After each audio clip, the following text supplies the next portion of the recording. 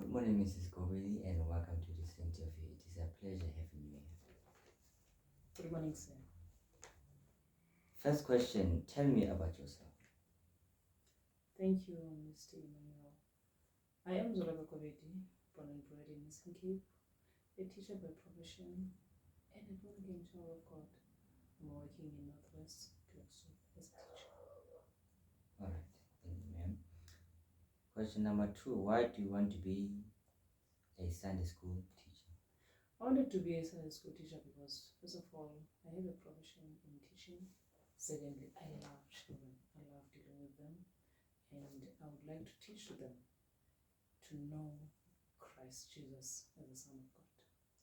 That is my passion. Thank you, ma'am. Question number 3, what are the most important skills and qualities needed to be a Sunday school teacher?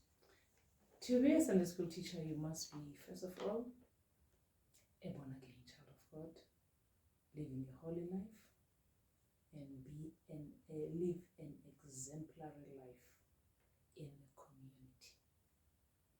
All right. Question number 4, what is your teaching philosophy?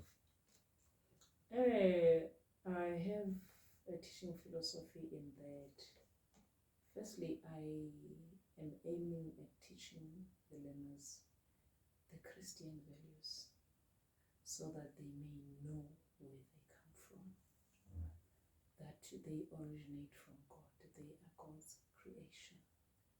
They must know that their existence is because of God, and that God exists, and they belong to God, and when they die, they go back to God. So they must do and act, talk and do everything in God's way. That is my philosophy. What is your teaching style? My teaching style is, I love to make them, first of all, happy before we can start a lesson, either by dancing, singing, hugging each other, greeting each other, welcoming each other, creating that happy atmosphere. Then I can start my lesson.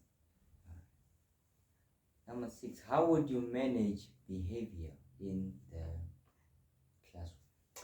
Yeah, because at times there can be misbehaviors and we have to manage that. As a Sunday school teacher, if a learner is misbehaving, firstly I give a hard look and he will know that there's something wrong that I'm trying to reprimand.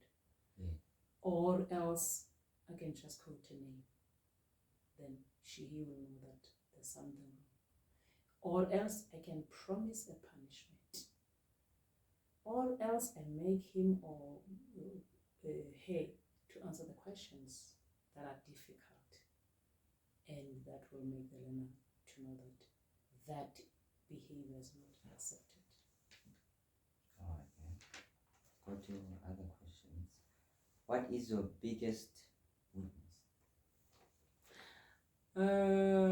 My biggest weakness is, first of all, I don't immediately know their names. At times I swap the names, calling this one by this name, especially now that some of the learners are not of my language. So the names of other language like Setswana names or Sesotho names, sometimes I do confuse them.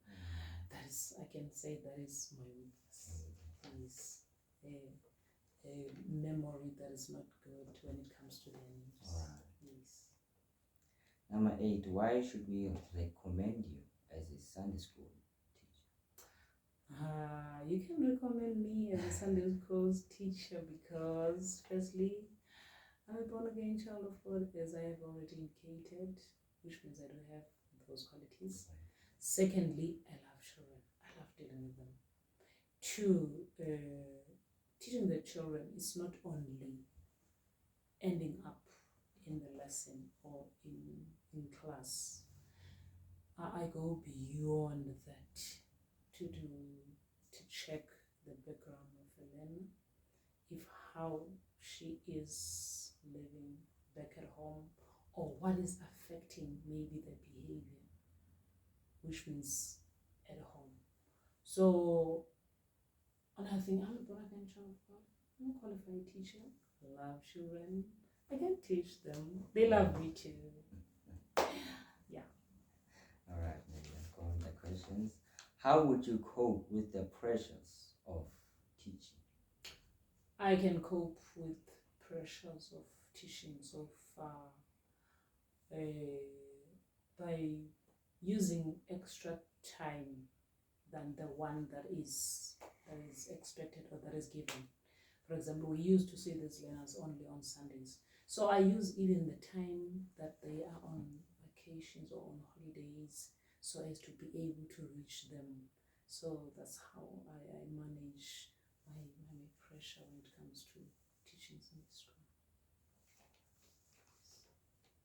Tell me about a teaching lesson that you were involved in that did not go well and what you've learned from it. The teaching lesson that didn't go well, Yes. here with me, that I've learned something from it is, I was teaching them about Jesus that was born in Bethlehem. Then I was so serious about that, and they looked so interested when I'm talking about Jesus born in Bethlehem. Then when it comes to asking them questions, if where Jesus was born, all people seem to know where Jesus was born, and most of them have seen the place where Jesus was born, of which I also did not see the place.